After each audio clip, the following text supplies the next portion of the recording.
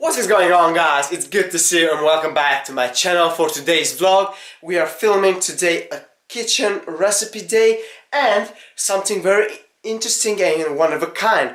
I found out recently, a few months ago, about this Keto Luna on Instagram. Go and check it out because I don't know if it's a she or a he. She's a genius, I will say. I'm assuming she's a female because combining the micellar casein, isopure whey, inulin fiber with psyllium husk in different variations, adding for the recipe things, all other stuff, you get like a starch structure from protein. You have some carbs and protein, and then moving on to the steps ahead, you do pizza or cinnamon rolls, all the stuffs you missing, cake, sponge cake, you can make it more fattier and you'll get the ratios right for keto. So this thing is revolutionary, and she's not doing this for sale. She's doing actually this for free, and it's an experimental thing, but you can manage to make croissants and all that stuff which looked like the original. And in today's vlog and recipe we'll make some sponge cakes, so prepare for that. For this keto flour we're gonna use isopure whey, some whole egg powder, but you can use whole egg yolks powder and egg white powder, and the most important thing, the micellar casein, and you can see inulin fiber. These two things combined make like a starch-like structure, and we have the xanthogam too to thicken all these things up.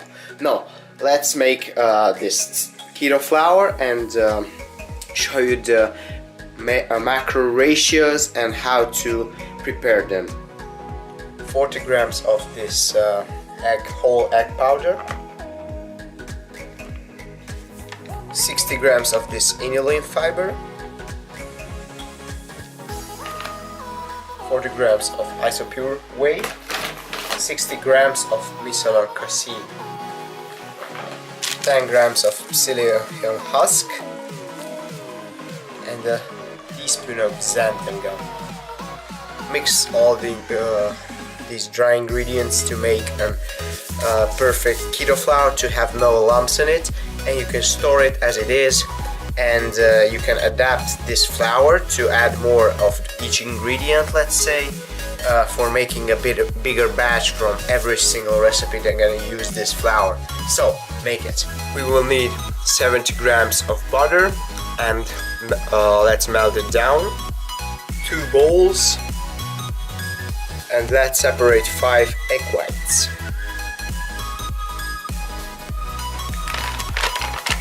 Add some erythritol to it. I don't have too much, but we're gonna add it.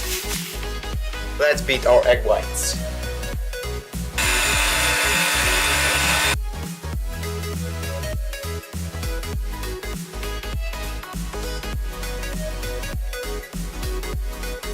Stiff peaks, it doesn't turn, it's perfect.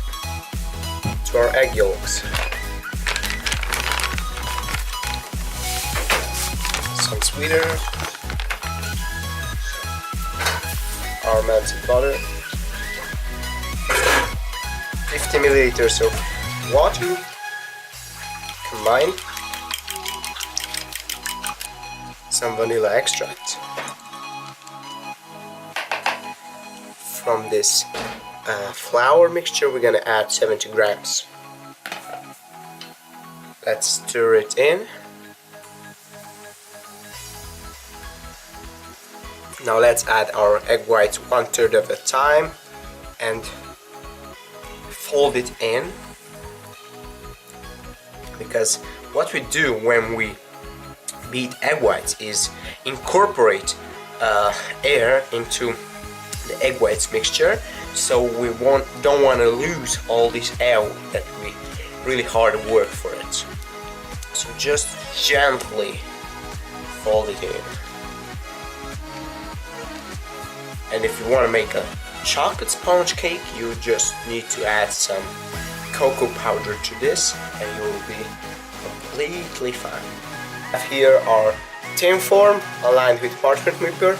You can see it's a heart-shaped tin, and we're gonna put some parchment paper on the sides too, so make sure it does not stick at all.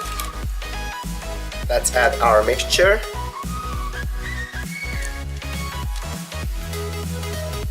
Whoop. Just like a regular cake. Perfect. The secret to make it perfect is smash it a few times to the plate so the air bubbles, you can see, came to the surface and we'll have a nice sponge cake. In another baking dish we have some very hot water, and we're gonna put our dish into that, so it's a water bath, and add it to our oven to 360 degrees Fahrenheit or 160 degrees Celsius for 70 minutes.